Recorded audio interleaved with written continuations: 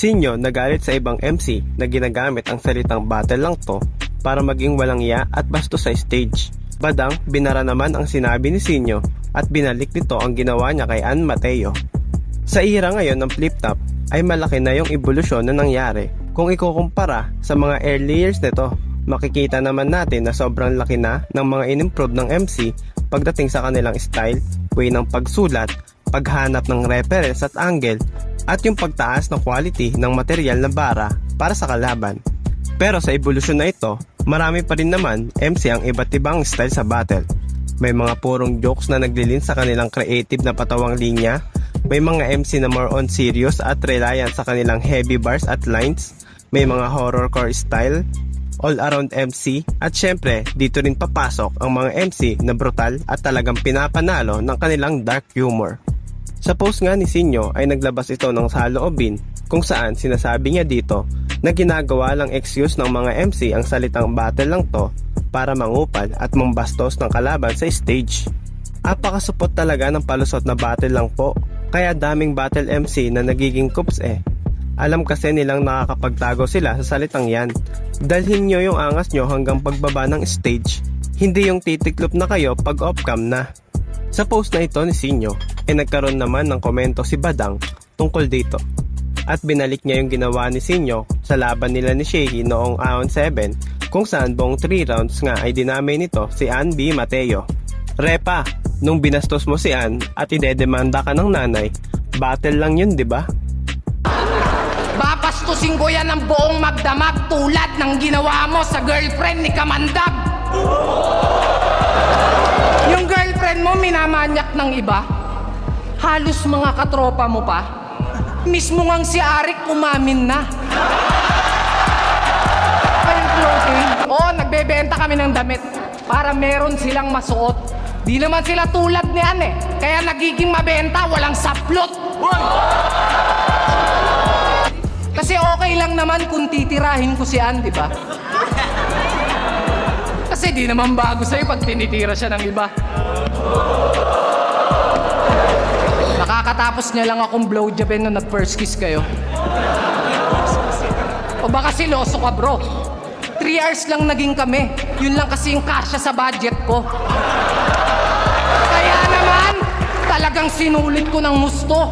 Nilamas-lamas ko yung yoga, bro. Sabay hawak sa magkabilang nipple. Puta, parang nag-yoga. Matatandaan nga natin na sa linya na ito ni Sinyo patungkol kay Ann B. Mateo ay kauntikan na itong makasuhan dahil nga gumawa ng aksyon ang magulang ni Ann at sinabi na kung bakit dinadamay sa battle ang anak nila. Nagalit nga ito kay Sinyo at binalaksa ng kasuhan ito. Sa pag-upload ng battle nila Sinyo at Shehi ay sobrang ang naging trending at usap-usapan ito sa social media noong mga panahon na iyon. Kasi bukod sa mainit yung rivalry ni Sinyo, Shehi at Apex sa panahon na ito, ay nakakagulat kung paano minama at binadibag ni Sinyo si Shehi. Mabibigat na paratang at salita nga ang binitawan ni Sinyo laban kay Shehi at talagang hindi niya nirespeto si Ann B. Mateo sa buong round 3. Sa interview nga ay pinaliwanag ni Shehi kung ano ang nangyari sa issue na ito. Nagkaroon pa ng issue nun kasi nagalit yung mother ni Ann. Oh, yeah. So ngayon, umabot sa kanya, minessage niya si Sinyo. Ba't ganyan mo, ginaganyan yung anak ko, ganyan. Gusto mo demanda kita. Mga ganyan. Sa kabilang banda naman ay yung magre-rin si J Black sa post na ito ni Sinyo kung saan sinasabi niya na marami talagang MC ang gumagawa ng ganitong estilo at excuse para sa mga battles nila.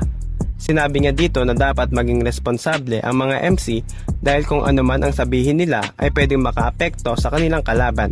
Dagdag pa niya na ang dark humor at kupal na estilo ay may binabagayan na MC at dapat hindi ito ginagamit at ginagawa ng kahit sinong battle rapper. Kung gagawin mo ito ay dapat sigurado ka na kaya mong panindigan yung mga sulat na binanat mo sa kalaban. Dahil yung mga linya na ito ay depende pa rin sa mga nagsasabi kung ano yung sasabihin at yung kalaban na tatanggap. Hindi naman maiiwasan na may masaktan at mapikon na MC dito. Hindi rin pwedeng babastusin mo yung kalaban mo na MC at after nun, makikipagkamay ka. Panoorin nga natin ang sinabi ni J Black sa post na ito ni Sinyo. Apakasupot talaga ng palusot na battle lang po. Kaya daming battle MC na nagiging coops eh.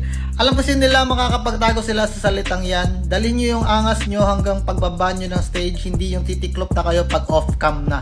Ito yung poses nyo kahapon guys, at marami nag-react dito. Hati yung opinion. Pero habang pinabasa ko tong post na to, pinakaunang pumasok sa isip ko ay yung nakapas ng itlog.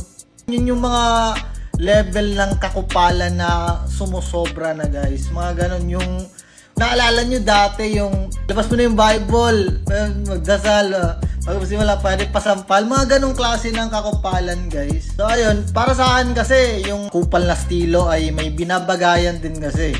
May mga battle MC, may mga idol tayo na battle MCs na gumagawa nun. At tingin ko naman kaya nilang panindigan ano man yung mga sinabi nila at ginawa. Napaka-importante nun. Bilang isang battle MC, kailangan natin maging responsable sa mga sinabi natin or mga gagawin natin. Magiging ganun kasi. Depende kasi yun eh. Depende kasi yun sa nagsabi, sa sinabi, at sa tatanggap ng sinabi. Diba? Kasi iba-iba din kasi talaga tayo eh. Hindi natin masasabi kung kailan sumobra yung isang battle MC. Wala naman eh. Lahat naman sa battle rap, pwedeng sabihin eh. Wala talagang limit guys. Pero yun, tulad ng punto ni Senior dito, kailangan lang maging handa ka or panindigan mo. Once na sinulat mo yan, pre-practice mo yan, at sinabi mo yan live, dapat handa ka sa mga pwedeng mangyari or pwedeng maging reaction na mga yun, nakinig ng pyesa mo na yun. Ayun lang naman guys. Kasalanan kasi ito ng mga ano din kasi. Mga idol natin na mga kupal-kupal na yan eh. Yung mga dark humor na yan eh. Sila AJ Power, sila Beatroom. Ay nako. Buti pa si Creeply. Corny. Apakasupot talaga ng palusot na battle lang po. Kaya daming battle MC na nagiging coops eh. Kasalanan kasi ito ng mga ano din kasi. Mga idol natin na mga kupal-kupal na yan eh. Yung sila AJ Power, sila Beatroom. Ay nako. Buti pa si Creeply. Corny. Ang galing mo mag-Tagalog, parang hindi ka Bisaya. Ay nako. Buti pa si Creeply. Corny. Ang galing mo mag-Tagalog, parang hindi ka Bisaya. Gago ka talaga, Creep. Wala talaga akong panama sa'yo. Galing mo talaga mga sir. Kung mababasa at titignan naman natin ang comment section ay marami rin agree kay Sinyo. Sinasabi nga lang nila na right message, wrong messenger.